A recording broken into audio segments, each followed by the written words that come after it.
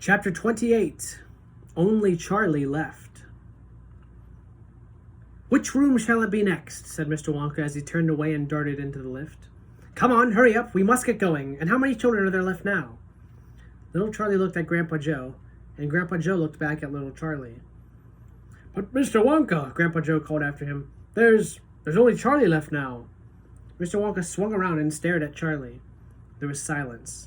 Charlie stood there holding tightly onto Grandpa Joe's hand. "You mean you're the only one left?" Mr. Wonka said, pretending to be surprised. "Why, yes," whispered Charlie. "Yes." Mr. Wonka suddenly exploded with excitement. "But my dear boy," he cried out, "that means you've won!"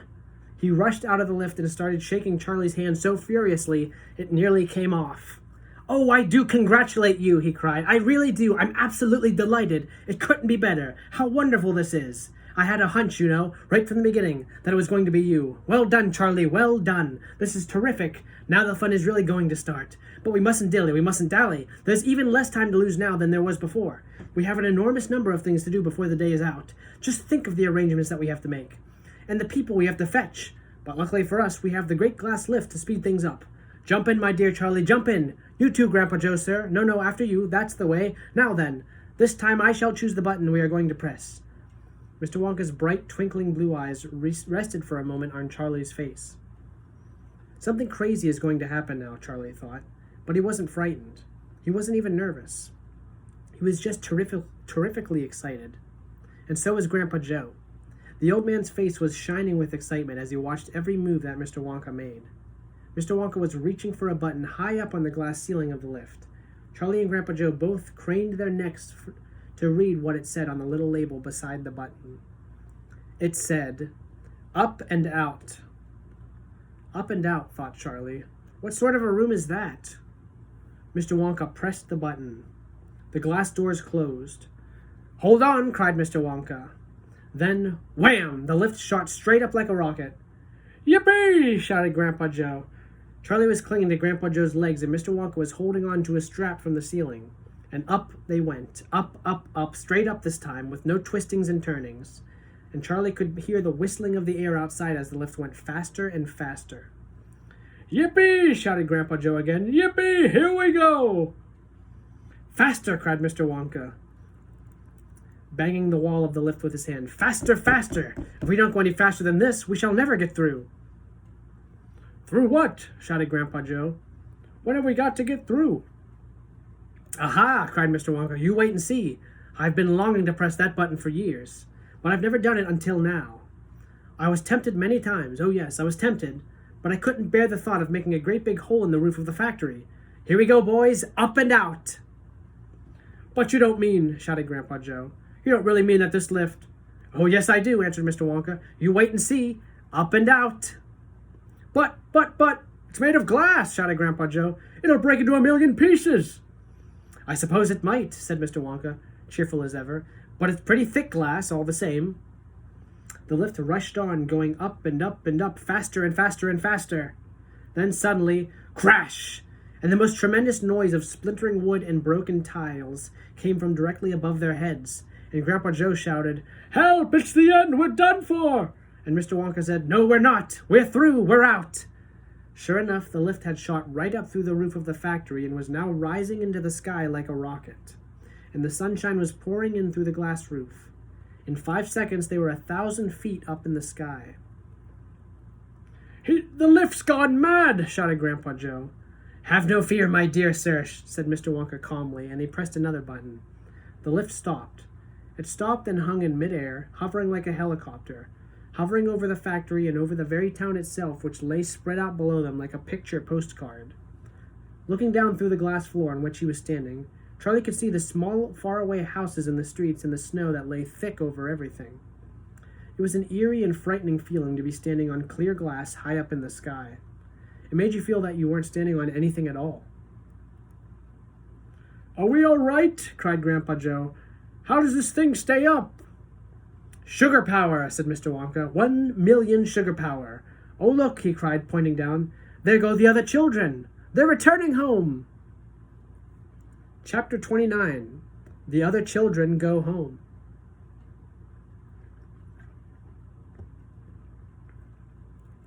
We must go down and take a look at our little friends before we do anything else, said Mr. Wonka. He pressed a different button, and the lift dropped lower, and soon it was hovering just above the entrance to the gates of the factory. Looking down now, Charlie could see the children and their parents standing in a group just outside the gates. I can only see 3, he said. Who's missing? I expect it's Mike TV, said Mr. Wonka, but he'll be coming along soon. Do you see the trucks? Mr. Wonka pointed to a line of gigantic covered vans parked in a line nearby. Yes, Charlie said. What are they for? Don't you remember what it said on the golden tickets? Every child goes home with a lifetime supply of sweets. There's 1 truckload for each of them, loaded to the brim. Aha, Mr. Wonka went on. There goes our friend Augustus Gloop. Do you see him? He's getting into the first truck with his mother and father. You mean he's really all right? Asked Charlie, astonished. Even after going up that awful pipe? He's very much all right, said Mr. Wonka. He's changed, said Grandpa Joe, peering down through the glass wall of the elevator. He used to be fat. Now he's thin as a straw. Of course he's changed, said Mr. Wonka, laughing. He got squeezed in the pipe. Don't you remember? And look, there goes Miss Violet Beauregard, the great gum chewer. It seems as though they managed to dejuice her after all. I'm so glad. And how healthy she looks. Much better than before. But she's purple in the face, cried Grandpa Joe. So she is, said Mr. Wonka. Ah, well, there's nothing we can do about that. Good gracious, cried Charlie. Look at poor Veruca Salt and Mrs. Salt and Mr. Salt. They're simply covered with rubbish.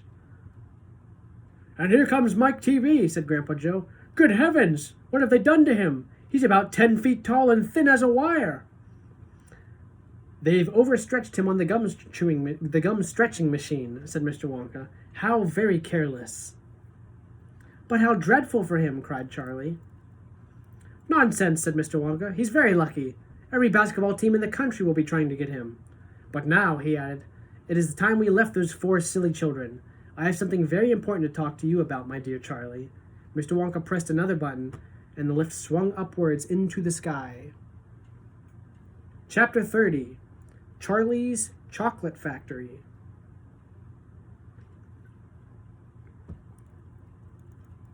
The great glass lift was now hovering high over the town.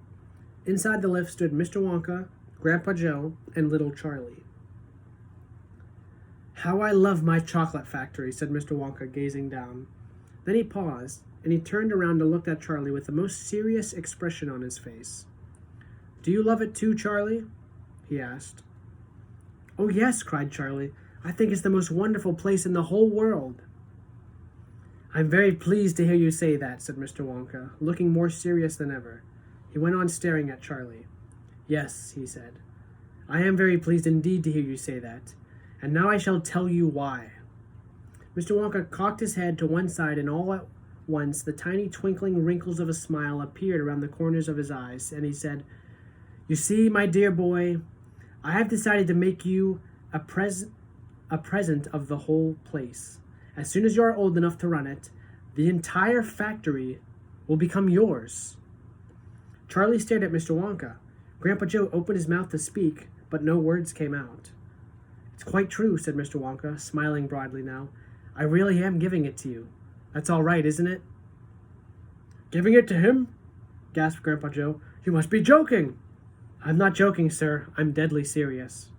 But, why should you want to give your factory to little Charlie? Listen, Mr. Wonka said. I'm an old man. I'm much older than you think. I can't go on forever. I've got no children of my own and no family at all. So who's going to run the factory when I get too old to do it myself? Someone's got to keep it going. If only for the sake of the Oompa Loompas. Mind you, there are thousands of clever men who would give anything for the chance to come in and take over for me. But I don't want that sort of person. I don't want a grown-up person at all. A grown-up won't listen to me. He won't learn. He'll try to do things his own way and not mine. So I have to have a child. I want a good, sensible, loving child. One to whom I can tell all my most precious sweet-making secrets while I'm still alive. So that is why you sent out the golden tickets, cried Charlie. Exactly, said Mr. Wonka. I decided to invite 5 children to the factory, and the one I liked best at the end of the day would be the winner. But, Mr. Wonka, stammered Grandpa Joe, do you really and truly mean that you're giving the whole of this enormous factory to little Charlie? After all, There's no time for arguments, cried Mr. Wonka. We must go at once and fetch the rest of the family. Charlie's father and his mother and anyone else that's around. They can all live in the factory from now on. They can all help to run it until Charlie is old enough to do it by himself. Where do you live, Charlie? Charlie peered down through the glass floor of the snow-covered houses that lay below. It's over there, he said, pointing. It's that little cottage right on the edge of town. The tiny little one. I see it, cried Mr. Wonka, and he pressed some more buttons, and the lift shot down towards Charlie's house. I'm afraid my mother won't come with us, Charlie said sadly. Why ever not? Because she won't leave Grandma Josephine and Grandma Georgina and Grandpa George. But they must come too. They can't, Charlie said. They're very old and they haven't been out of bed for 20 years. Then we'll take the bed along as well, with them in it, said Mr. Wonka. There's plenty of room in this lift for a bed. You couldn't get the bed out of the house, said Grandpa Joe. It won't go through the door. You mustn't despair, cried Mr. Wonka. Nothing is impossible. You watch. The lift was now hovering over the roof of the Bucket's little house. What are you going to do? Cried Charlie. I'm going right on in to fetch them, said Mr. Wonka. How? Asked Grandpa Joe. Through the roof, said Mr. Wonka, pressing another button. No, shouted Charlie. Stop, shouted Grandpa Joe. Crash went the lift right down through the roof of the house into the old people's bedroom. Showers of dust and broken tiles and bits of wood and cockroaches and spiders and bricks and cement were raining down on the three old ones who were lying in bed, and each of them thought that this was the end and the end was coming. Grandma Georgina fainted. Grandma Josephine dropped her false teeth. Grandpa George put his head under the blanket, and Mr. and Mrs. Bucket came rushing in from the next room. Save us! Cried Grandma Josephine. Calm yourself, my darling wife, said Grandpa Joe, stepping out of the lift. It's only us. Mother, cried Charlie, rushing into Mrs. Bucket's arms. Mother, Mother, listen to what's happened. We're all going back to live in Mr. Wonka's factory, and we're going to help him run it, and he's going to give it to me, and... What are you talking about? Said Mrs. Bucket. Just look at our house, cried poor Mr. Bucket. It's in ruins. My dear sir, said Mr. Wonka, jumping toward and shaking Mr. Bucket warmly by the hand. I'm so very glad to meet you. You mustn't worry about your house. From now on, you're going to never need it again, anyway. Who is this crazy man? Screamed Grandma Josephine. He could have killed us all. This, said Grandpa Joe, is Mr. Willy Wonka himself. It took quite a time for Grandpa Joe and Charlie to explain to everyone exactly what had been happening to them all day. And even then, they all refused to ride back to the factory in the lift. I'd rather die in my bed, shouted Grandma Josephine. So would I, cried Grandma Georgina. I refuse to go, announced Grandpa George. So Mr. Wonka and Grandpa Joe and Charlie, taking no notice of their screams, simply pushed the bed into the lift. They pushed Mr. and Mrs. Bucket in after it. Then they got in themselves. Mr. Wonka pressed a button. The doors closed. Grandma Georgina screamed, and the lift rose up off the floor and shot through the hole in the roof, out into the open sky. Charlie climbed onto the bed and tried to calm the three old people who were still petrified with fear. Please don't be frightened, he said. It's quite safe, and we're going to the most wonderful place in the world. Charlie's right, said Grandpa Joe. Will there be anything to eat when we get there? Asked Grandma Josephine. I'm starving. The whole family is starving. Anything to eat, cried Charlie, laughing. Oh, just you wait and see. The end.